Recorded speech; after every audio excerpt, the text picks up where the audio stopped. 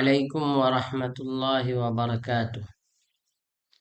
میں محمد صبی احمد آپ کے اپنے YouTube channel M S Urdu academy پر آپ لوگوں کا خیر مقدم کرتے ہیں، ویلکم کرتے ہیں، سواگت کرتے ہیں۔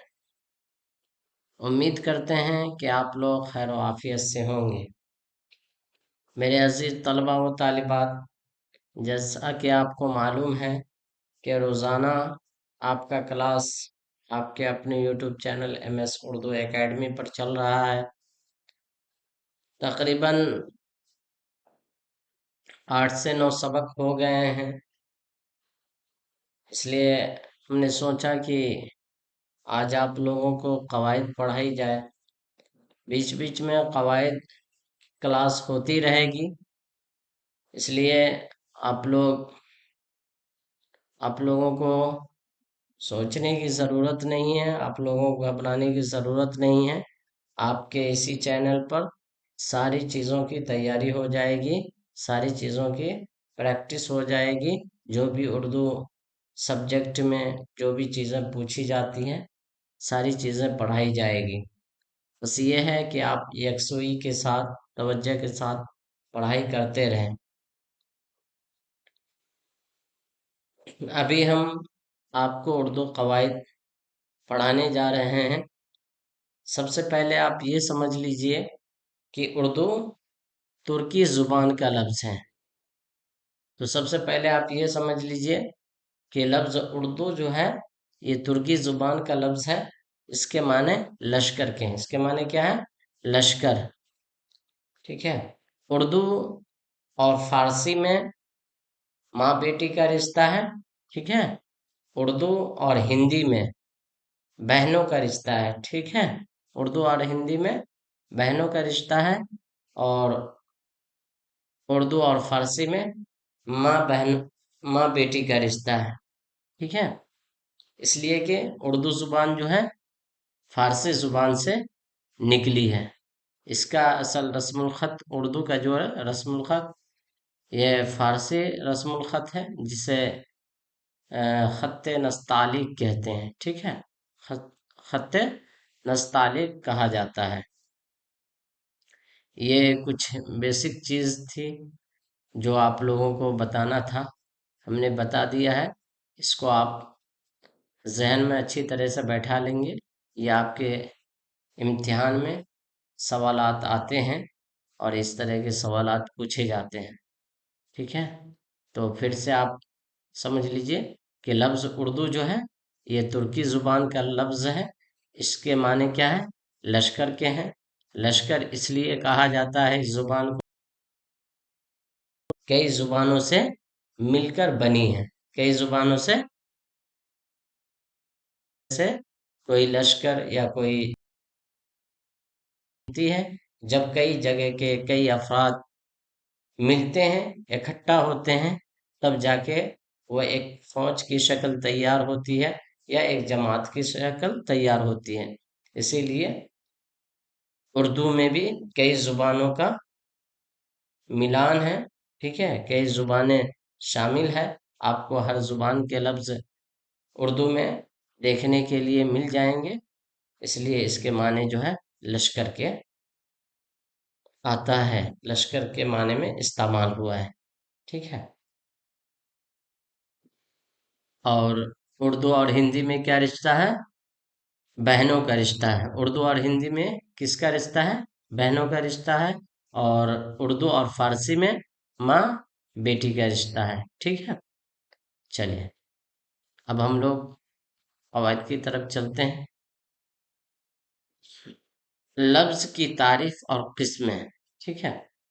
لفظ کسے کہتے ہیں؟ ابھی کیا بتایا کہ لفظ کسے کہتے ہیں؟ انسان کے منہ سے نکلی ہوئی ہر بول یا آواز، چاہے اس کے معنی ہو یا نہ ہو، لفظ کہلاتا ہے۔ پھر لفظ کی کتنی قسمیں؟ 2 قسمیں۔ لفظ کی کتنی قسمیں؟ 2۔ نمبر 1 لفظ موضوع، جسے کلمہ کہا جاتا ہے۔ لفظ موضوع جسے کلمہ کہا جاتا ہے۔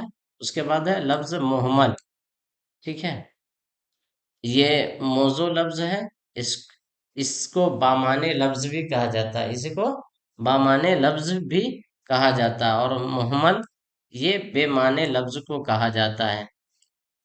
اب مثال سے یوں سمجھ لیجئے، جیسے پانی، تو یہ لفظ پانی جو ہے موضوع میں آ جائے گا، جس کو کلمہ کہا جائے گا دوسرے لفظ میں، ٹھیک ہے۔ اور وانی، ایک لفظ کون سا استعمال ہوتا ہے؟ پانی وانی، تو یہ بولا تو جاتا ہے لیکن اس کے معنی نہیں، وانی کے معنی نہیں ہے، تو یہ لفظ مہمل کہلاتا ہے، ٹھیک ہے، جس کے معنی نہ ہو۔ دیکھیے تعریف دیکھیے، لفظ موضوع اسے کہتے ہیں جس سے کوئی معنی یا مطلب سمجھ میں آئے، جیسے پانی، ہوا، کھانا، پینا، ٹھیک ہے، یہ سب لفظ کے معنی ہے، ٹھیک ہے، اور اس سے معنی سمجھ میں بھی آتا ہے۔ لفظ لفظ محمل کسے کہتے ہیں؟ لفظ محمل کسے کہتے ہیں؟ لفظ محمل اسے کہتے ہیں جس سے کوئی معنی یا مطلب سمجھ میں نہ آئے، سمجھ میں نہ آئے، یہاں پہ نہ استعمال ہوگا، ٹھیک ہے، نہ آئے، جیسے وانی، ووٹی، وانا، ٹھیک ہے، یہ پانی کی جگہ پر وانی کا استعمال کیا گیا، روٹی کی جگہ پر ووٹی کا استعمال کیا گیا، ٹھیک ہے، کھانا وانا، ٹھیک ہے، یہ کھانا کی جگہ پر وانا کا استعمال ہوا۔ تو اس طرح یہ لفظ ایسے لفظ ہیں جس کے کوئی معنی نہیں ہے، لیکن لوگ برجستہ طور پر لوگوں کے زبان سے نکل آتے ہیں یہ لفظ، ٹھیک ہے، تو اس لفظ کو محمل کہا جاتا ہے۔ اب ہم لوگ دیکھتے ہیں اسم کی تعریف اور قسمیں۔ اسم کسے کہتے ہیں، اس کی کیا تعریف ہے، اور اس کی قسمیں کتنی ہیں، اس پر توجہ دیتے ہیں۔ پہلا کیا ہے؟ اسم کسے کہتے ہیں؟ اسم کسے کہتے ہیں؟ جواب، سوال میں سمجھ لیے، اسم کسے کہا جاتا ہے؟ جواب، کسی بھی آدمی، جگہ یا چیز کے نام کو اسم کہتے ہیں۔ اسم کسے کہتے ہیں؟ کسی بھی جگہ، آدمی یا چیز کے نام کو اسم کہتے ہیں، جیسے پٹنہ یہ جگہ ہو گیا، گنگا یہ ندی ہو گیا، قلم قلم جس سے لکھتے ہیں، پہاڑ، ٹھیک، ارشاد آدمی کا نام، افسانہ وغیرہ وغیرہ، ٹھیک ہے، یہ ساری چیزیں کیا ہے؟ اسم ہے، اسم ہے، ٹھیک ہے، یہ چیزوں کے نام ہے، یا جگہ کے نام ہے، یا آدمی کا نام ہے، ٹھیک ہے۔ تو آپ نے اسم کی تعریف کیا پڑھی کہ کسی بھی آدمی، جگہ یا چیز کے نام کو کیا کہتے ہیں؟ اسم کہتے ہیں۔ بھی آپ نے سنجھا کی تعریف جو پڑھا ہے وہی ہے، ٹھیک ہے، بس یہ ہے کہ لینگویج چینج ہے۔ سوال، حرف کسے کہتے ہیں؟ حرف کسے کہتے ہیں؟ جواب، کسی بھی زبان کی سب سے چھوٹی اکائی، کسی بھی زبان کی سب سے، یہ حرف الفابیٹ کے معنی میں ہے، کسی بھی زبان کی سب سے چھوٹی اکائی کو حرف کہتے ہیں، سب سے چھوٹی اکائی کو حرف کہا جاتا ہے۔ حرف دراصل آواز کی علامت ہوتی ہے، کس کی علامت ہوتی ہے؟ آواز کی علامت ہوتی ہے، یعنی آوازوں کی تحریری علامت کو ہی حرف کہا جاتا ہے، ٹھیک۔ حرف کسے کہتے ہیں؟ کسی بھی زبان کی سب سے چھوٹی اکائی کو حرف کہتے ہیں۔ حرف دراصل آواز کی علامت ہوتی ہے، یعنی آوازوں کی تحریری علامت کو ہی حرف کہتے ہیں۔ سوال، اردو میں حروف تہجی کتنے ہیں؟ کیا پوچھا جا رہا؟ حروف تہجی، جس کو آپ انگلش میں کہتے ہو الفابیٹ، جس کو آپ انگلش میں کیا کہتے ہیں؟ الفابیٹ کہتے ہیں، اے بی سی ڈی کو الفابیٹ کہتے ہیں نا، تو اسی طرح سے اردو میں جو الف با تا وغیرہ جو ہوتا ہے، تو اسی کو حروف تہجی کہتے ہیں، ٹھیک ہے۔ حروف تہجی دو طرح کے ہیں، کتنے طرح کے ہوتے ہیں؟ دو طرح کے ہیں۔ نمبر ایک پہ کیا ہے؟ مفرد الفاظ، مفرد حروف جیسے الف، با، تا، سا، یہ سب مفرد حروف ہیں، اور ان کی تعداد جو ہے कहीं 36 माना गया, कहीं 37 माना गया। ठीक है, अब जिसका नजरिया पढ़ेंगे उसके नजरिए के मुताबिक ये काउंट किया जाता है। तो आपके निसाब में जो है 36 माना गया है। ठीक है, हरूफ ताजी के मुफरद, मुफरत कितने हैं हरूफ ताजी? 36 है। अब देखिए यहाँ मुरक्कब है, क्या है? ये मुरक्कब है। तो मुरक्कब टोटल कितने हैं? मुरक्कब उस हरफ को कहते हैं जो मिले हुए हों। मुरक्कब के माने ही होता है मिला हुआ।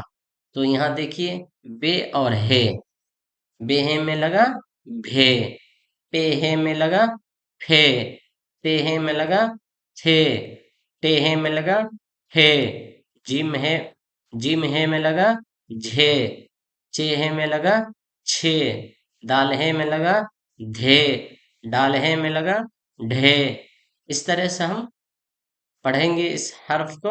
और ये टोटल हर्फ जो है 15 है। कितने हैं? 15 है। तो इस तरह से 15 और 36 मिला के हो जाते हैं कुल हरूफ तहज्जी। आपको 51 हो गए हैं। ठीक है, तो इस तरह टोटल हरूफ तहज्जी आपने कितना पढ़ा? 51 पढ़ा। ठीक है, आज के लिए इतना ही। फिर दूसरी वीडियो में हम जब दूसरा पार्ट्स देंगे कवायद के, तो उसमें हम आगे बताएंगे इसम की कितनी किस्में होती हैं और कौन कौन सी होती है, फेल की कितनी किस्में होती हैं और कौन कौन सी होती हैं, और क्या क्या चीज़ें आपके एग्ज़ाम में पूछे जाते हैं, हम सबको मिसाल के साथ जुमलों में इस्तेमाल करके आपको बताएंगे। वीडियो अच्छी लगी हो तो वीडियो को लाइक कर दें, चैनल को सब्सक्राइब कर दें, अपने दोस्तों के साथ इस वीडियो को शेयर करें। अपना बहुत ख्याल रखें। अस्सलामु अलैकुम वरहमतुल्लाहि वबरकातुहू।